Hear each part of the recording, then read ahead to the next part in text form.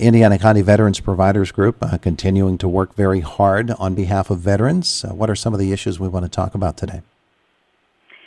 Well, we will meet this afternoon. Of course, we will not be meeting face-to-face, but we'll be calling in to share information about how all the participants are working and, of course, coordinate any services that we can between each other.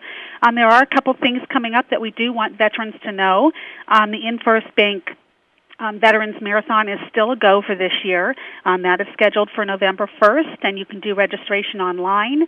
That is a half marathon relay. It's a great day to come down and support veterans and support the race, so we encourage people to do that, especially if they're runners. We also will be having the drive-through CBOC free immunization clinic for all veterans. That's going to be at our local CBOC up on Wayne Avenue. That is a drive-through clinic, so you don't even have to get out of your car. That will be October 17th from 9 a.m. to noon. That is 1570 Oakland Avenue, and you will have to have proof of veteran status, whether it's your DD-214s or your discharge papers or some type of photo ID. But that is a free immunization clinic for all veterans, so you do want to take advantage of that, certainly. Mm-hmm. Let me reintroduce the segment because the computer has finally responded, and so for those who are listening online today, we're talking with Diann Overman from the Indiana County Veterans Providers Group and with Lisa Spencer from the Department of Human Services, brought to you by Marcus & Mack, a law firm representing injured people. So, Diann, you've been telling us about a couple of things that are on and are going as scheduled. What else have you for us today? We are planning on having Trees for Troops again this year on December 5th. That will be at the Matricics Tree Farm, formerly the Fleming's Tree Farm. That is always a great day to come out and support the troops. You can buy a tree to have that tree sent to a military family, and that can be anywhere across the United States. It's almost like a Hallmark day. So if you can join us or plan on joining us and purchase a tree for the troops or purchase your own tree on December 5th, that will be still a go at this point. Mm-hmm. Very, happy very about good. that. Yeah. Lisa Spencer, what's going on in your world today? Well, we are responsibly social distancing in our office. Diann's in her office, and I'm clear over in my office, so we want everyone to know we're being safe. Mm-hmm. And also, we want to let everybody know about the Suicide Task Force of Indiana County's virtual Walk for a Wonderful Life going on right now. It's our 8th time doing this. And if you go to stf32.com, that's our website. Okay. We would like people to be able to register and donate to our cause. And one of the biggest pushes behind this is that, I just looked up statistics yesterday, and we lose at least 20 veterans every day to suicide. And that just can't happen.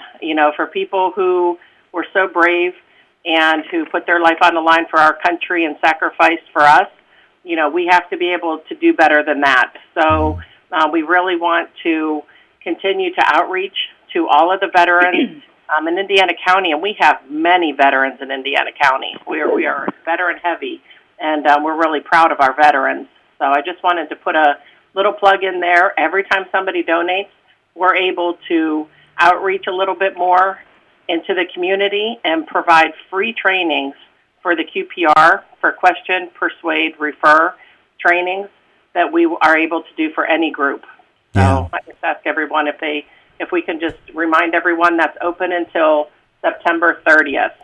Most conversations about suicide, when you're talking in general terms, do get around to military veterans, because military veterans have stresses that those who have not served have no idea what it is that they're going through, particularly if they have been deployed into a wartime theater.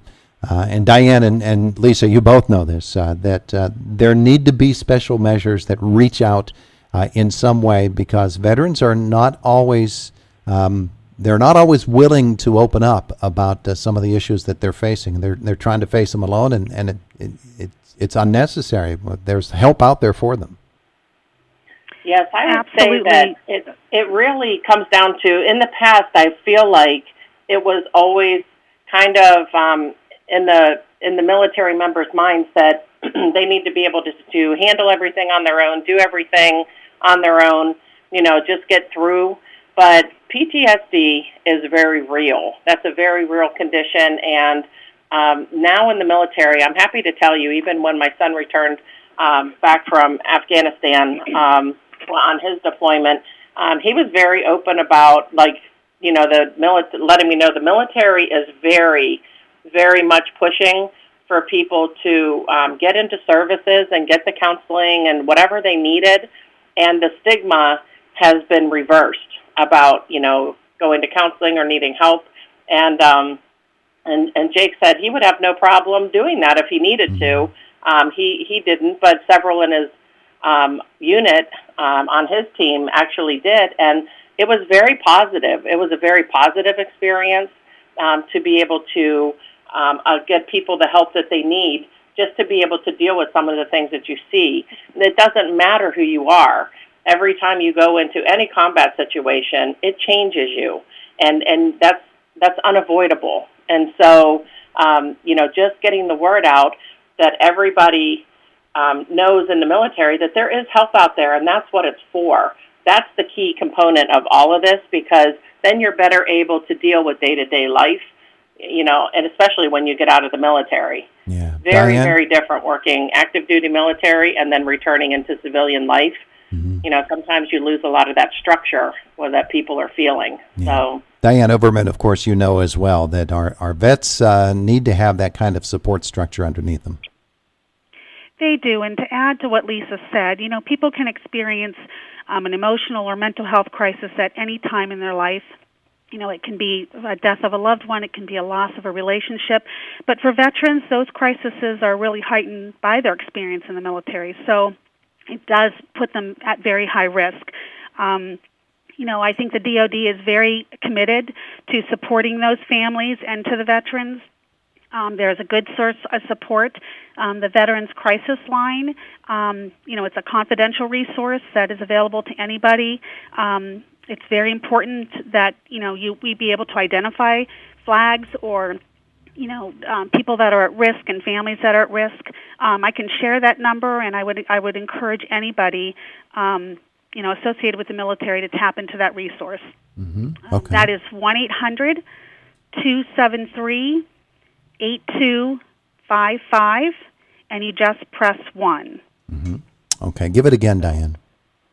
1-800-273-8255, and press 1. Okay. Very, very good. Ladies, this obviously it's a very, very serious situation, and vets getting together and sharing their experiences, let them know that there's somebody out there that is experiencing the same thing that they are. So if they're not finding that kind of support, that kind of empathy within their own family structure or within their community structure, there are other vets out there that can help them because they're experiencing the same stresses.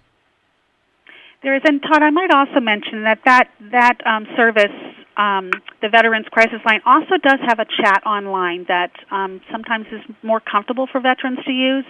And you would have to text 838-255 to tap into that service. Very good. Text 838-255. Very good. Diann Overman, Lisa Spencer, thank you both for being with us today. Hey, thanks Thank so you, much Todd. on a very important topic. Thanks, Todd. Absolutely. All right. It is the voice of Indiana County, WCCS 101.1 FM and AM 1160. It's 8:57. Fox News up next. Whether you realize it or not, you breathe just about every.